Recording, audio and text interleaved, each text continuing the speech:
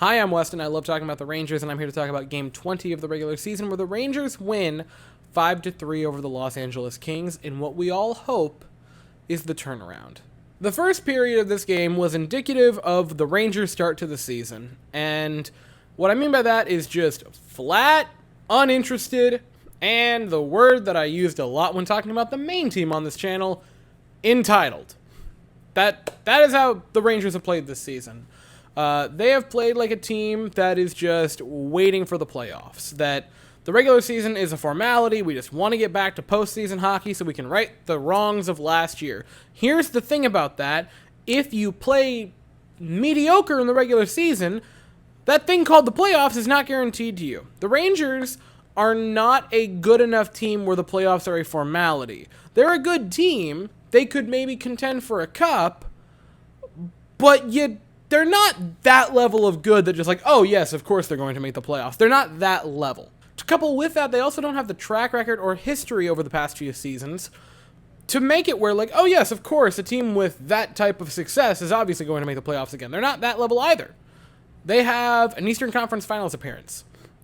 When I got mad at the Astros for playing entitled, to their credit, while I still maintain that for bits of the season they would have entitled games, they had in 5 years, before this season happened and they won the World Series again, they had 3 pennants and a World Series in 5 years.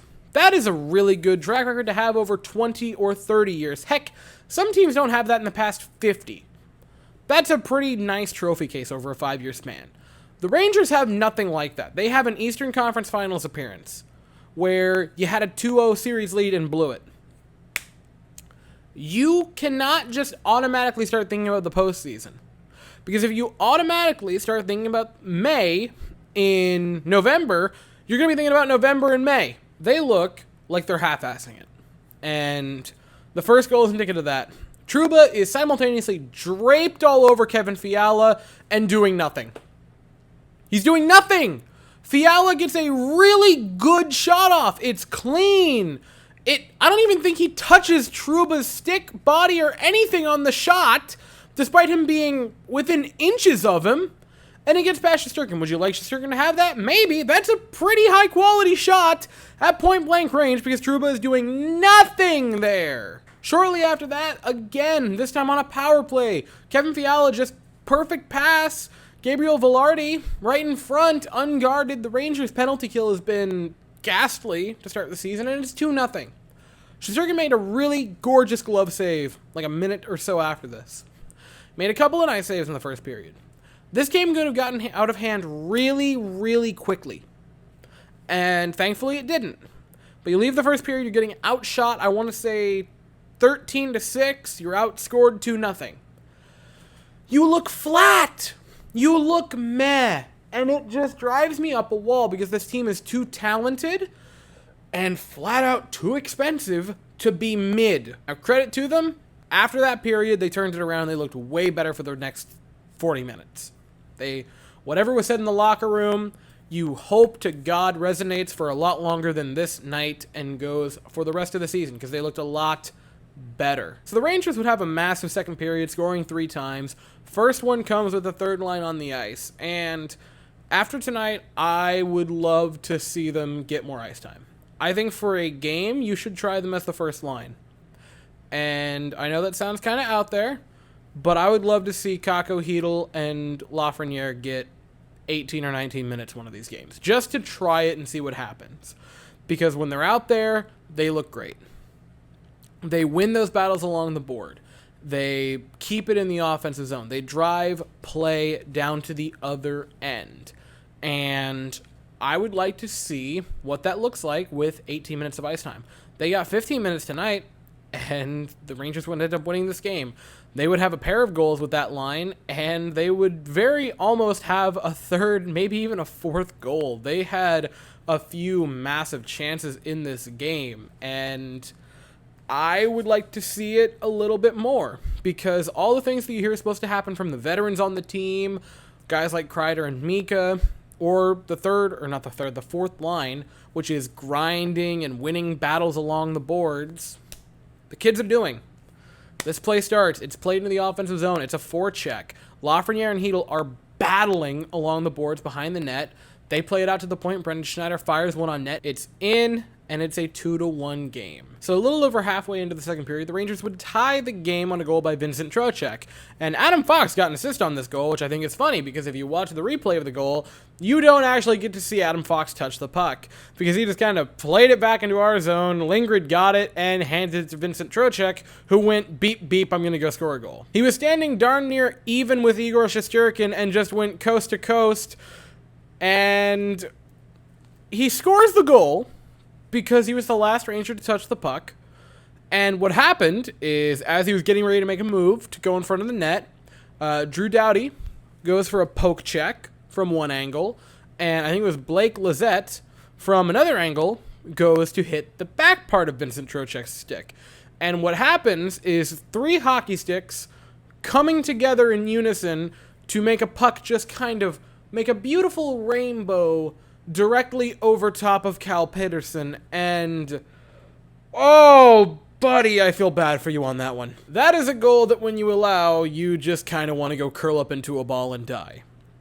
I am sadly speaking from experience. So a little over a minute left in the second period, and the Rangers draw a penalty, so Mika's on for an extra attacker, 6-on-5 with the empty net. He has the puck for a one-timer. It doesn't go, but he collects the rebound and gets it out to Keandre Miller. He passes over to Jacob Trouba along the blue line, gives it to Alexis Lafreniere. A snappy, quick centering feed from Alexis Lafreniere. Underratedly nice secondary assist there for Laffy. Heedle takes the shot on net. It doesn't go in, but the rebound is collected from a net front presence in Capo Caco, and he scores to make it a 3-2 Rangers lead. The kids' line looks really good. They would get 2 really good chances in the third. Neither of them would go, but I'm telling you, I want them to be out there for 20 minutes for one of these games, just to see what happens. So you can't talk about the goal without talking about what came before it, because the kids' line's on the ice. And it was a solid minute or minute and a half of offensive zone time. They were out there for a very long time pressuring the Kings, and it was really, really good until it wasn't. Capo Caco had an opportunity, and man, I'm praising that line, but holy crap, he's got to bury that. He has absolutely got to bury that. Held onto the puck way too long, and it ended up costing the Rangers a goal, because they couldn't get it in, and the Kings play it back into our zone. We don't have time for a line change, so the kids' line's out there. They are dead tired, and Sean Walker, beautiful shot, bar in, and it's 3-3. Now, the Rangers made a multi-goal comeback in this game, and that was very good. You know, they could have let it get away from them in the first period, and they didn't. They held tight to keep it only a 2-0 lead, or a 2-0 deficit. And then they stormed back.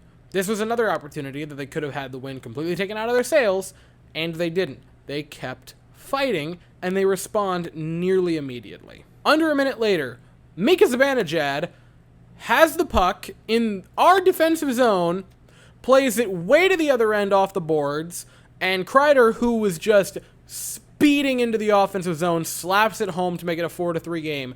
This was the definition of the screw it, Kreider's down there somewhere. Mika Zibanejad and Chris Kreider's telepathy is amazing, and this was a gorgeous, gorgeous goal from them. And Kreider scores the empty netter to make it a 5-3 game and seals it. The Rangers win. So shots finish 38-25 in favor of the Kings. And I just don't think that tells the right story, because you look at that and you think, wow, the Kings buried them tonight and just kind of got unlucky with puck luck. And I don't fully agree with that. I thought the Rangers looked really good, and I thought they looked a hell of a lot better than being outshot by 13. I really did. I definitely don't think the Rangers outplayed the Kings in the first period, but overall, I thought this was a pretty neck-and-neck game, and I think after the first 20, we did outplay them. Shots were 15-7 in the third period in favor of LA, and I gotta be honest, I don't know how. The Kings did not feel like they had 38 shots tonight, and I don't think they had a ton, especially in the third period, despite having 15. I don't think they had a ton of high-danger chances in the third period. they just didn't feel that threatening. And that's not to take anything away from Igor Shesterkin, because he still stopped 35 of 38, and just because I'm saying they weren't hard shots doesn't mean that they were free. He still had to make the saves, and he made a couple of gorgeous ones in the first period to, you know, not let the game just become a getaway. So I thought he had a very nice game. But I thought the defense tightened up in the later part of this game. I thought the offense did a good job of driving the game to the other end later in this game, and we'll talk about that. The first line looked good. I thought Mika had a nice game. I thought Kreider had a nice game. I have my issue with Jimmy Vesey, but honestly, at this point, I think it's a necessary evil because I kind of don't want to split up the kids. And we'll go right into that. They looked great. They had the 2 goals. They had that insanely good shift in the early part of the third period before it kind of fell apart. I know that they would get scored on, but I still think that was a positive overall. The goal isn't great, but I'm still happy with that shift. And Kakko had a breakaway. Couldn't put it away, couldn't finish the chance, but they had a legitimately high danger scoring chance. I really like that line. And I have my grobbles with VC getting on that first line. I have some grobbles with Barclay Goodrow on the second line with Panarin and Trocheck. But I think they're necessary evils because I really, really like Laffy, Kakko, and Hedl.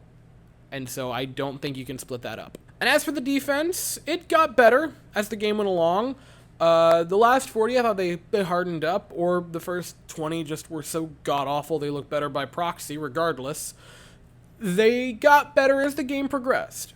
And that being said, I would not mind seeing a shakeup. If you wanted to swap Lindgren and Trouba, I'd be totally down for that. I'd be very interested to see what a Fox, Trouba, and Miller-Lindgren pairs look like. So overall, I think this was a good game. I think this was a step in the right direction. This very easily could have gotten away from the Rangers. After the first 10 minutes, if Igor doesn't make that ridiculous glove save at point blank and it's 3-0 in like the first 10, this turns into a getaway game very, very easily. And he didn't let that happen, and the Rangers got better.